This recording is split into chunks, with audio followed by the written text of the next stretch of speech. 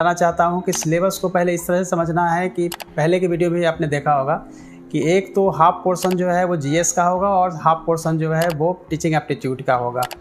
तो पीआरटी हो या फिर टीजीटी हो या फिर पीजीटी हो, तीनों ही लेवल पे पीआरटी, टीजीटी और पीजीटी तीनों के अलग अलग लेवल हैं और उसके हिसाब से क्वेश्चंस का जो स्टैंडर्ड है उसके हिसाब से भी हो सकता है। और साथ ही ये भी हो सकता है कि क्वेश्चन के साथ साथ आप देखें कि जहाँ भी सब्जेक्ट स्पेसिफिक हो सकता है, जैसे कि पीजीटी है तो सब्जेक्ट स्पेसिफिक क्वेश्चंस पूछे जा सकते हैं। लेकिन मेन ये देखना है कि जीएस के एक पोर्शन सीआरटी बुक है उसी को आप लेंगे तभी उसमें से सारे के सारे क्वेश्चन जो आएंगे। तो हिस्ट्री में आपको यह ध्यान रखना है।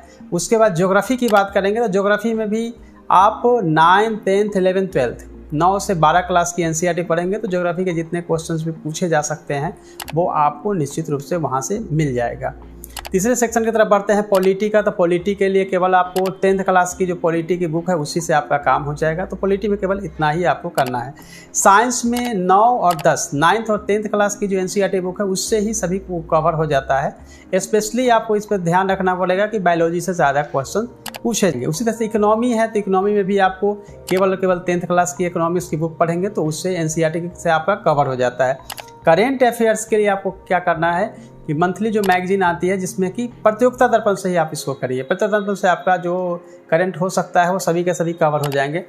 चूँकि बीपीएससी एग्जाम लेते बिहार स्पेशल की भी संभावना है कि बिहार से संबंधित कुछ क्वेश्चंस पूछे जाएंगे जो 5-7 हो सकता है।